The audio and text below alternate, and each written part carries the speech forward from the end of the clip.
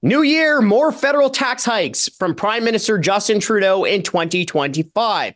Payroll taxes up, carbon taxes up, alcohol taxes, you guessed it, also going up. So the payroll taxes in 2025 will increase by up to $403.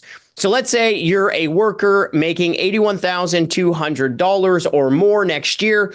Well, your total payroll tax bill in 2025 will be about $5,500. Your employer will also have to fork up $5,900. So Trudeau taking more money out of your pocket again in 2025. Carbon tax also going up. Trudeau is yet again cranking up his favorite tax on April 1 of 2025. On April 1, the carbon tax will cost about 21 cents per liter of gasoline, 25 cents per liter of diesel, and 18 cents per cubic meter of natural gas. And before the government starts shrieking, what about the rebates? What about the rebates? Well, the parliamentary budget officer, the government's own independent budget watchdog, has once again shown that the carbon tax is costing average families hundreds of dollars more than they get back in rebates. In fact, the carbon tax will cost the average family up to $477 more in 2025 than they get back in rebates. And some more bad news. The government also charges its sales tax on top of the carbon tax.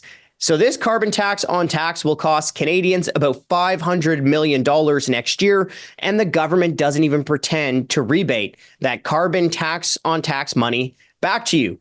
Now, the carbon tax can sure drive you to drink, but oh, too bad. Trudeau will be making alcohol more expensive again in 2025 with another alcohol tax hike of 2% on April 1. So that tax hike will cost taxpayers about $40 million next year. And remember, folks, in budget 2017, Trudeau imposed an automatic alcohol escalator tax that increases taxes on alcohol every single year without a vote in Parliament. That is fundamentally undemocratic, and it's making your alcohol cost more. So this automatic escalator tax on alcohol has cost taxpayers already so far about $900 million. And when you look at all the taxes that you're paying on alcohol, well, taxes make up about half of the price.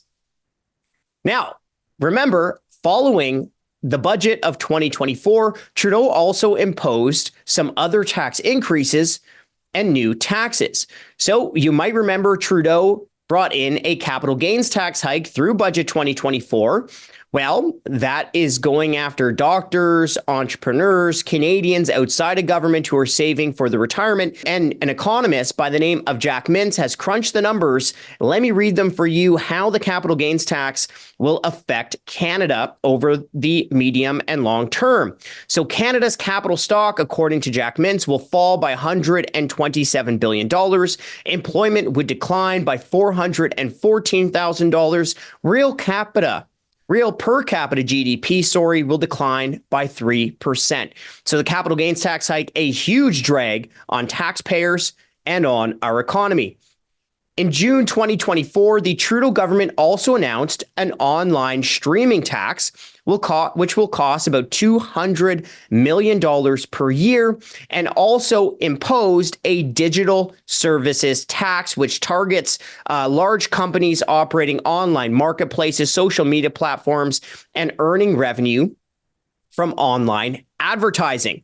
But with both the online streaming tax and the digital services tax, you can expect companies to pass a huge portion of that tax onto you through higher prices.